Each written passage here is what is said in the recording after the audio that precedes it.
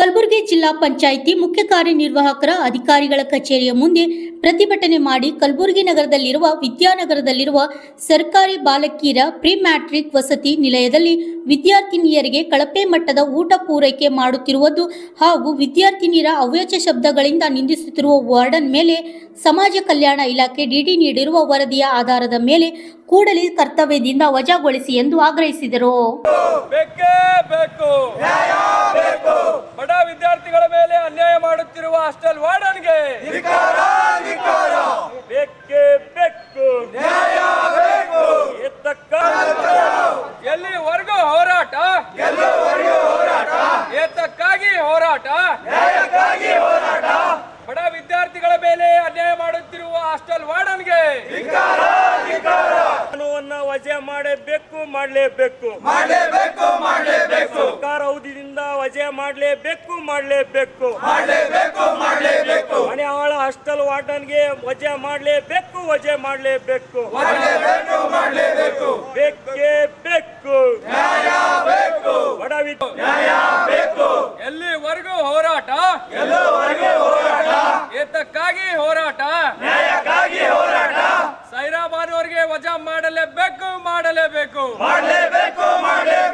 ಸೈರಾ ಬಾನುವರಿಗೆ ವಜಾ ಮಾಡಲೇಬೇಕು. ವಿದ್ಯಾರ್ಥಿಗಳ ಮೇಲೆ ದೌರ್ಜನ್ಯ ಮಾಡುತ್ತಿರುವ ವಾರ್ಡನ್ಗೆ ವಿದ್ಯಾರ್ಥಿನಿಯ ಕಲಬುರಗಿ ನಗರದ ವಿದ್ಯಾನಗರ್ ಬಾಲಕಿ ವಸತಿ ಗೃಹದಲ್ಲಿ ಇವತ್ತು ಮನೆಹಾಳ ತಾಯ್ರಾ ಬಾನುವರು ಇವತ್ತು ವಿದ್ಯಾರ್ಥಿಗಳಿಗೆ ಕಿರುಕುಳ ಮತ್ತು ಅವಾಶ್ಯಬ್ದದಿಂದ ಬೈಯೋದು ಅನ್ನೋ ನೀತಿಯನ್ನು ಖಂಡಿಸಿ ಕರ್ನಾಟಕ ನವನಿರ್ಮಾಣ ಸೇನೆ ಜಿಲ್ಲಾ ಪಂಚಾಯಿತಿ ಕಚೇರಿ ಎದುರು ಕಾರ್ಯಕರ್ತರ ನೇತೃತ್ವದಲ್ಲಿ ಹೋರಾಟವನ್ನು ಹಮ್ಮಿಕೊಳ್ಳಿದೆ. ಸುಮಾರು ಒಂದು ತಿಂಗಳ ಹಿಂದೆ ತಾಯ್ರಾ ಬಾನುವರ ವಿರುದ್ಧವಾಗಿ ನಾವು ಮನವಿ ಕೊಟ್ಟಿದ್ದೇವೆ. ಮತ್ತು JD ಮೇಡಮ್ ಅವರಿಗೆ ಕೂಡ ನಾನು ಮನವಿ ಕೊಟ್ಟು ಮನವರಿಕೆ ಮಾಡಿಕೊಂಡು ವಿದ್ಯಾರ್ಥಿಗಳಿಗೆ ಒಂದು ರೊಟ್ಟಿ ಮತ್ತು ಒಂದು ಚಪಾತಿ ಉಣ್ಬೇಕಾಗಿತ್ತು ಅಂತಂದರೆ ಇಂಥ ಅನ್ನ ತಿಲ್ಲಕ್ಕೆ ಬಂದಿರುತ್ತೆ ಅನ್ನೋದು ಅವಾಶ್ಯದಲ್ಲಿ ಮಾತಾಡೋದು. ಮತ್ತು ಇವತ್ತೇನು ಸರ್ಕಾರದಿಂದ ಬರ್ತಕ್ಕಂಥ ಎಣ್ಣೆ ಸೋಪ್ ಎಲ್ಲ ಬರ್ತಕ್ಕಂಥದ್ದು ಯಾವುದೇ ಕೊಡಲಾರ್ದೆ ಮನೆಗೆ ತುಂಬಿಕೊಂಡು ಹೋಗೋವಂಥ ಕೆಲಸ ಇವತ್ತು ತಾಯ್ರಾ ಬಾನುವರು ಮಾಡ್ತಾ ಇದ್ದಾರೆ. ಆ ನಿಟ್ಟಿನಲ್ಲಿ ಇವತ್ತು ಸರ್ಕಾರ ಅವ್ರ ಮೇಲೆ ಕೂಡಲೇ ಕ್ರಮ ತಗೋಬೇಕು. ನಾನು ಮತ್ತು ಸಿ ಅವರಿಗೆ ಭೇಟಿಯಾಗಿ ಹೇಳಿದ್ರೂ ಕೂಡ ಅವ್ರು ಯಾವುದಕ್ಕೂ ಕೂಡ ಗುಮ್ಮಕ್ಕಿಲ್ಲದೆ ಮತ್ತು JD ಅವ್ರಿಗೂ ಕೂಡ ಇವತ್ತು ನಾವು 10 ಸಾರಿ ಮನವಿ ಕೊಟ್ಟಿದ್ರು ಕೂಡ ಯಾವುದೂ ಕೂಡ ಗಮನ ಹರಿಸಲ್ದೆ ಹಾಗಾಗಿ ಹೋರಾಟ ಹಮ್ಮಿಕೊಳ್ಳಿದ್ದೇವೆ. ನನಗೆ ಮೇಲ್ನೋಟಕ್ಕೆ ಕಾಣ್ ಬರ್ತಾ ಇದೆ ಇವತ್ತು JD ಮೇಡಮ್ ಅವರು ಇದ್ರಾಗ ಶಾಮೀಲಿದ್ದಾರೆ ಅಂತ ಅನ್ನಿಸ್ತಾ ಇದೆ. ಅವ್ರ ಮೇಲೂ ಶಿಸ್ತಿನ ಕ್ರಮ ಆಗಬೇಕು. ತಾಯ್ರಾ ಬಾನುವರನ್ನ ಸರ್ಕಾರದಿಂದ ಕೂಡಲೇ ವಜಾ ಮಾಡಬೇಕಂತ ನನ್ನ ವಿನಂತಿ ಇದೆ.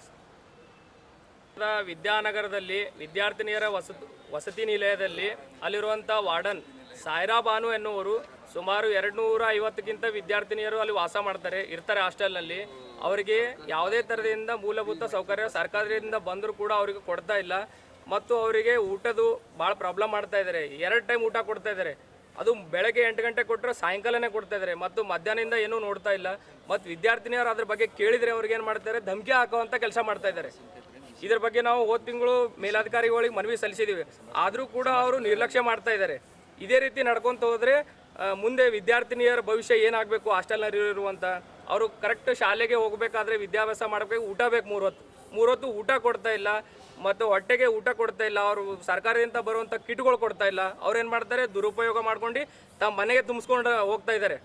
ಸರ್ಕಾರ ಯಾರಿಗೆ ಕೊಡ್ತಾರೆ, ವಿದ್ಯಾರ್ಥಿನಿಯರಿಗೆ ಇರಲಿ, ವಸತಿ ಗೃಹದಲ್ಲಿ ಇರಲಿ, ಅವ್ರಿಗೆ ಅನುಕೂಲ ಆಗೋಂಥ ಕೊಟ್ಟ ಕಿಟ್ಗಳು ಏನು ಮಾಡ್ತಾರೆ, ಮಾರ್ಕೊಂಡು ತಿಂತಾ ಇದ್ದಾರೆ.